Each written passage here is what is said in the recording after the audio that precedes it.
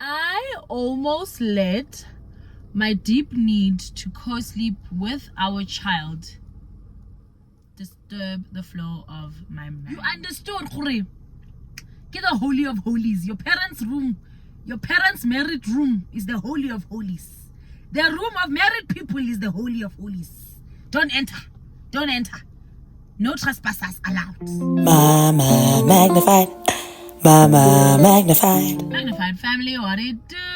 Kalibita Kelesakha Mofokeng, also known as Mama Magni. Coming at you guys with another story time, another chit chat, another let's gather here and share some insights. So guys, do the right thing, the usual subscribing, share this video with someone you think may like it. I know you probably haven't watched it because you're here right at the beginning, but yeah, do the right thing after you watch it if you anticipate somebody liking it. Okay, so I actually had this thought hit me 2 nights ago when I was going upstairs to go sleep. So I usually just go into my 2 sons' bedroom and just check that they settle, they're sleeping well, and just obviously have that aha godly moment where I'm like, damn, I can't believe I have 2 big kids. Like, it's also just that small realization that I'm out of babies, right?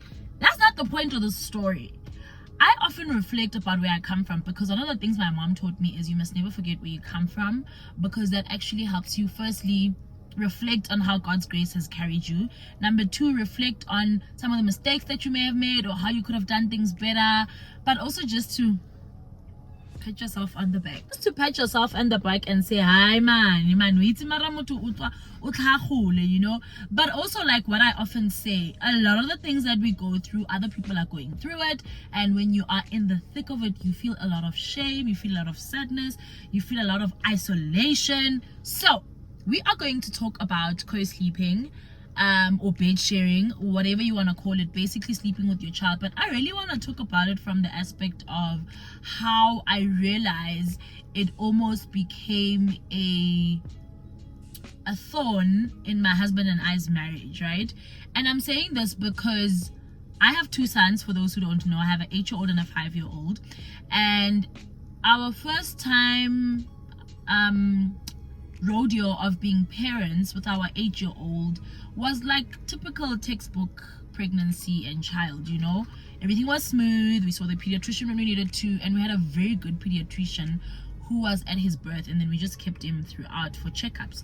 And I'm mentioning this because obviously it's our first child. Like, we're literally obsessed, we're literally like right? And at our 6-week checkup with the pediatrician, what I loved about that pediatrician is he was very good with counseling and checking in with the parents' well-being as well, because he often said he believes that most times the problem is not with the child, it's with the parents, or parents' barriers, or parents' issues, or parents' viewpoints, or parents' way of doing things does sometimes end up becoming a stumbling block in what's happening with the child. So that's why he then does that, right? So I remember when it was the 6 weeks checkup, so we're 6 weeks postpartum, our son is 6 weeks old, we're going to the ped to check how well he's growing and all that fun stuff, right? And he literally asked us about the sleeping arrangements, and I remember saying, no, we have that, I don't know what those things are called, guys. Now it's been a long time since I had a baby, but you know, like those small cushion spongy things that you buy for the baby to sleep. So he still sleeps on our bed, but he's next to us, so he's and it's like a bit raised, so he's on his own small leaky whatever, but he's on our bed, you know. And remember telling him that, and he's just like, okay, does he not have his own room? We're like, no, actually he has his own entire room. Like, guys, I remember how my husband, when we came back from the hospital, no, it wasn't when we came back from the hospital. So when we were discharged from the hospital, I went straight home, like a black girl should do, because there is no black parent who gonna allow you to start sweets. So I was home for like a couple of months, and then my husband used to come by every day, obviously, to see us. And little did I know that for the time that we were home, you know, obviously he was at our house until he had done up the entire nursery, you know. Yes, we had set it aside to be our son's nursery, but everything was just and nothing was really set in stone. He bought like wall art, he put together the crib. Like the wall art, there were two sides to the wall. The one had his name, the other side had some theme like night star, like nighttime theme, like stars and stuff, and a Bible script. Guys, the works, okay? And his cot was there. By the way, that cot also was a big investment, I think. Sorry, side note, I know I'm not doing a hospital bag situation or getting ready for birth, but there were so many stupid crazy things that I wanted to buy that were expensive but of no value, i.e. stocky pram. Why ne re batla reka pram ya 30,000? Like, also prams, when you look at it, they don't really use it much. For some children they use it a lot, depending if you always outside, but why are 30,000? I'm glad the sense kicked in before we could make that purchase. What did work as a big investment for us, we went to a boutique store in Bedford View, a child's boutique, and we bought, I remember this sleigh bed that comes with the chest of drawer. Now it's a sleigh bed, but I'm mentioning it because it's a what do they call it, a muslin cot, you know, it's like a cot but a wooden one. But it was so much so that at a later stage, when the child is a toddler, you can convert it then to a sleigh bed, you know, that literally has a headboard situation, same like maplanka and stuff, same bed, you just convert it. You just need to call like carpenters to come to the thing. So I think that was our biggest investment, actually, to be honest, when we were preparing for our first baby. I don't know why I'm side noting that, but my point is, this child had an entire room to himself. He had a cot, he had a changing station. Guys, let's say by the works of the first child, I get sharp. Now at the 6-week shepherd, our Pete is like, guys, I'm going to ask you guys to start not sleeping with him, start considering ending the co-sleeping and allow him to sleep in his own cot. He didn't really make mention like or emphasis on sleep training, but he's just like, you're gonna want to start early cutting that habit of sleeping with a baby in between yourself and your married spouse. Got it, because I remember feeling so heartbroken. I'm just like, this man is so insensitive. I'm a new mom to this baba who needs me under his skin. Like, that was just me. I was just like, Sibatala man, we'll come back and revisit this marriage covenant, but we are marveling over this boy, right? And I remember feeling so heartbroken, and I'm glad that I was able to express how, I mean, right in the doctor's rooms, I was like, yo, that's a low blow, hey? I could hear where he was coming from. And I remember ultimately he said, the sooner you start, the better, because then wana utlotwaela, you know? And I remember it was a Thursday or Friday when we went to the ped, and I said to him and my husband, okay, can we start on Monday? Can I have the last 2 or 3 nights? And we agreed. And I remember the ped saying, to give you some context, Liseho, right now I am stuck with an 8-year-old in my bed. I say, what? 8 year where? In my where? Alright?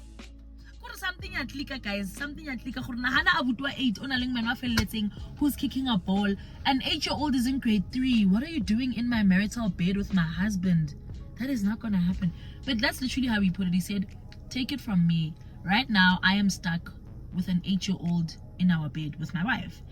And I couldn't wrap my head around it, but he's just like, that's our reality. And if we had started earlier, then it would have been a different story.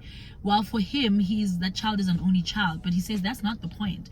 If he knew that he's got his own bed and his own room from an early age, it wouldn't be something that we're struggling with now. The older they get, the more aware they are, the more they're processing things, the more things they are stimulated. The more they have things that are stimulating them, the more there's just so much awareness to their brain and processing things around them that it becomes more of a hurdle to get through to get them to sleep in their own beds and rooms. Yo, guys, fast forward, Monday came, we had to start doing the whole thing. And you know, when you've co-sleeping, whether in your same room but different bed or same bed with the baby, it also gives you a better quality of sleep because you're not waking up and going to the baby. But we started doing that, right? We bought a baby monitor. Actually, we had everything, you know, first kid vibes. So we switched on the baby monitor. We had to get used to the fact that, oh my word, when we hear the sound on the baby monitor, we go back to the other room. The guilt in gets on. Guys, I felt so guilty. I felt like a horrible mom. I felt like I was neglecting my child. But he literally gave us strategies on how to help get him used to sleeping in his own bed. And he gave us the science behind how it's also going to help train Baba to be able to self-soothe and not get used to the fact that I just go and there's people here.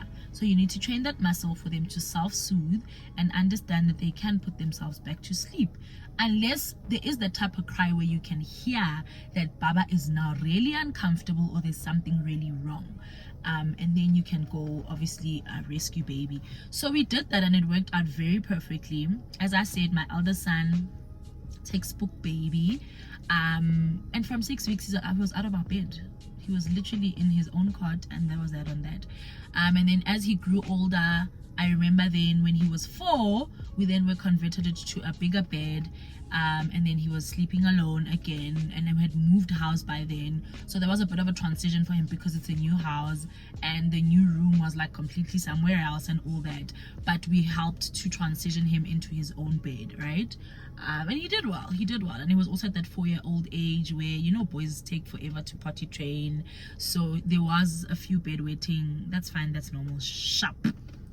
All right, okay, let's move on to our ferocious 5-year-old baby, my adventure baby. So Anesu is 5, my second son, and for the most part, you guys do know that we've had a lot of health challenges with him. He's been an ER baby. He's had febrile seizures from the age 1. So as you guys can imagine, from the time he was born up until age 1, I didn't have any insecurities, I didn't have any fears, I didn't have any crippling feelings around his life being threatened, right?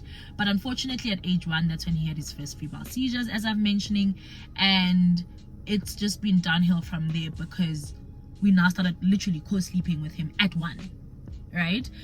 And you can imagine having 2 totally different parenting journeys where no 2 kids are the same, no 2 pregnancies are the same, no 2 births are the same, no 2 ways to parent 2 kids that come from the same womb is the same. So in any case, we then had to start sleeping with him because now the first seizure he had, actually, let me backtrack, although this is very triggering. For him, we had a cot in our room, but the cot was next to our bed, so it was a standalone cot. He wasn't in our bed. We can hear him when he is awake at night, but he was completely not in our bed, right? So we thought that's a good balance for the first year of his life. And unfortunately, like I said, when he was 11 months, he was about to turn 1. I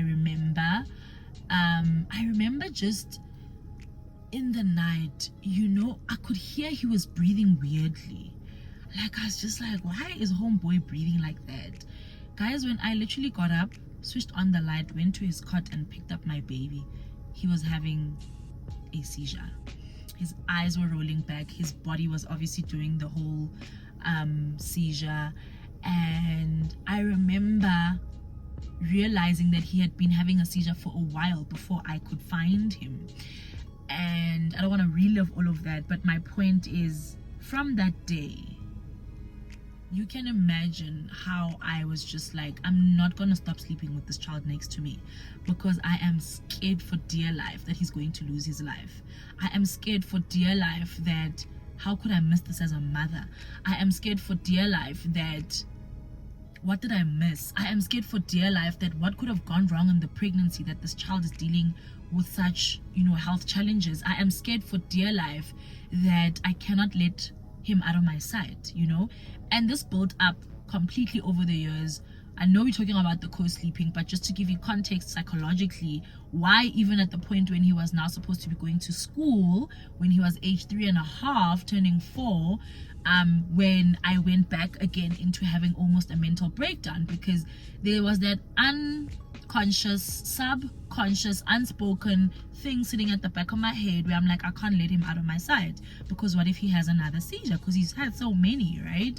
And so we did continue to co-sleep with him, and I mean now in our bed, because after the many ER visits, after the many seizures, after the many hospital admissions, after the many, listen, the attachment became so crazy. And I know it's warranted and I know it's understandable, but it really became like, yeah, it was bad in terms of how I was just like, oh my word. And I really need to commend my husband for this, because I think he really gave me the space to journey in this in the most emotional way possible, probably more times than not I was so immersed in my emotions, and I needed to, I won't say snap out of it, but just strike a good balance of ensuring that I come back to life. My head must come up above the water and not be beneath the water, being crippled by everything that's been happening. It wasn't easy. It hasn't been easy. And so we've been co-sleeping for long, guys. And I remember even up to age 3. I mean, I felt letting we are sleeping with him in our bed. Ganjani. Now we are those parents heading to my pediatrician and his wife, age 8, in the bed. And I was like, yo.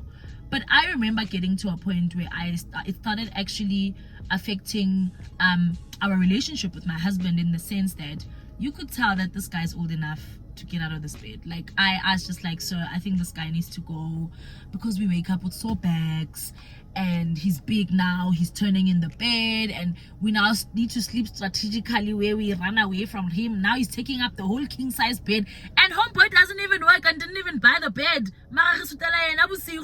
Yeah, he's not even married, he doesn't even have a spouse, he doesn't have a covenant to keep together at night. I say, husband, this one needs to be fixed. We can't go on like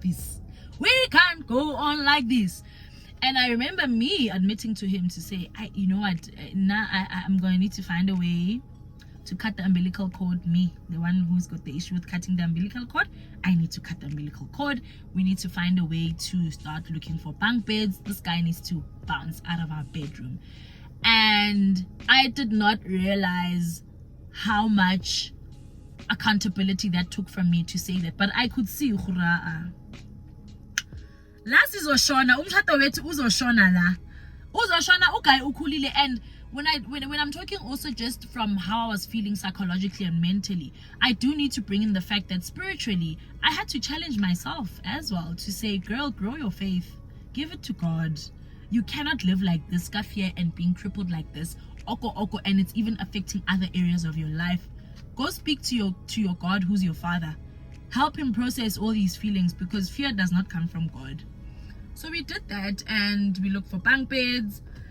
It was actually a time where we ordered a bunk bed, horrible supplier, horrible customer service, so we asked for our money back, and yeah, that just didn't work out. But I remember there was just an evening last year, I think we're probably now in about 6-8 months now, of our younger son sleeping in his brother's room on his own bed.